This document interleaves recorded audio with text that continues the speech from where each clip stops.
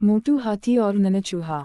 अम्मी ने चार चूने से कहा कि मैंने तुम्हें समझाया भी था कि हाथी से दोस्ती सोच समझ के करना। एक जंगल में बरगद के घने दरख्त के नीचे एक हाथी और एक चूहा रहा करते थे। हाथी जब भी आराम के लिए बरगद की घनी छांव तले लगता तो चूहा हाथी के ऊपर बैठकर खूब शरारतें करता। कभी हाथी के सर पर बैठकर हाथी को गुदगुदी करता और कभी हाथी के लंबे लंबे कानों को पकड़कर झूलने लगता।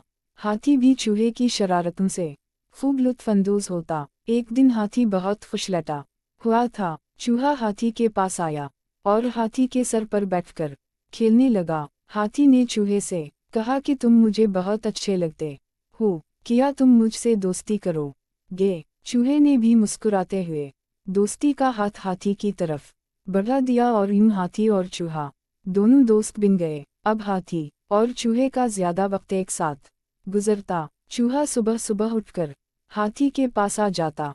चूहा हाथी के सर पर बैठता और दोनों पानी पीने दरिया की तरफ चल पड़ते। पानी पीकर दोनों जंगल में घूमते, खाना खाते और दोपहर के वक्त वापस आकर दरख्त के नीचे आराम करते। हाथी और चूहे की दोस्ती से जंगल के सब जानवर और परिंदे हैरान थे कि इतना बड़ा हाथी और छोटा सा चूहा और दोनों दोस्त।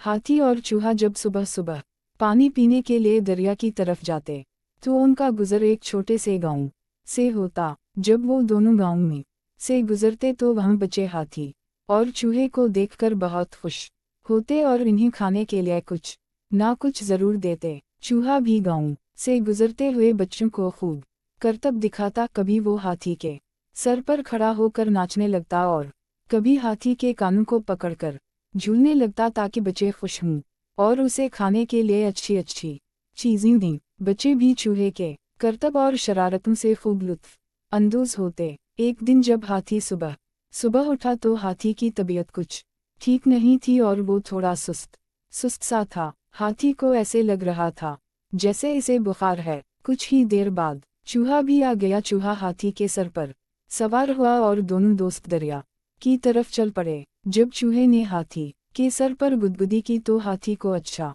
ना लगा और हाथी ने चूहे से कहा कि आज मेरी तबीयत ठीक नहीं, इसलिए आज आराम से बैठे रहो।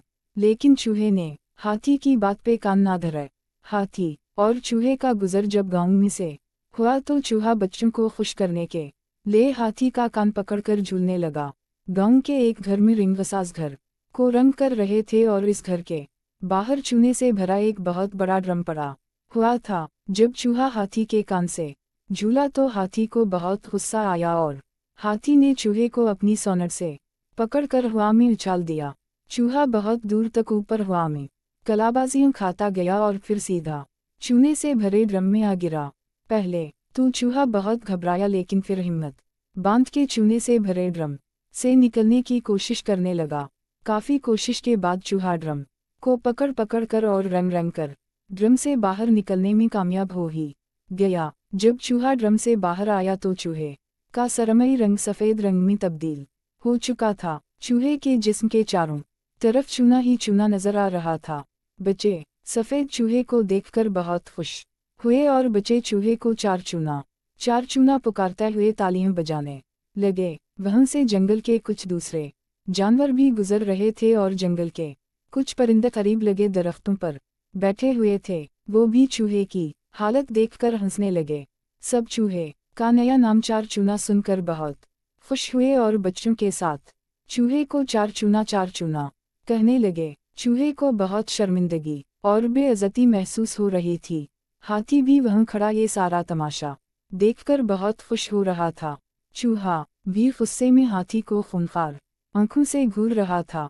चूहा हाथी के पास आया और हाथी से मुखातिब हो कर कहने लगा, आज तुमने मेरे साथ अच्छा नहीं किया, मैं उसका बदला तुमसे जरूर लूंगा। मैं बेशक तुमसे बहुत छोटा हूं, मगर तुम्हें ऐसा सबक सिखाऊंगा कि तुम जिंदगी भर याद रखोगे। हाथी चूहे को देखकर हंसकर बोला, पहले तुम अपने आप को देखो और फिर मुझे। तुम मुझे क्या सबक सिखाओगे? किया पदी और किया पदी का शोरबा। ये कहकर हाथी दरिया की तरफ चल पड़ा और चूहा रोता हुआ अपने घर की तरफ चल पड़ा।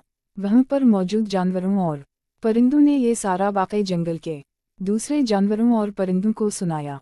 कुछ ही देर में चूहा पूरे जंगल में चार चूना के नाम से मशहूर हो चुका था। चार चूना जब घर पहुंचा तो चार चूने की अम्मी चार चूने की हालत देखकर परेशान हो गई और चार चूने से पूछने लगी, बेटा ये तुमने अपनी क्या हालत बना रखी है। चार चूना अम्मी की गोद में बैठकर रो रो कर अम्मी को सारा वाकई सुनाने लगा। अम्मी ने चार चूने से कहा कि मैंने तुम्हें समझाया भी था कि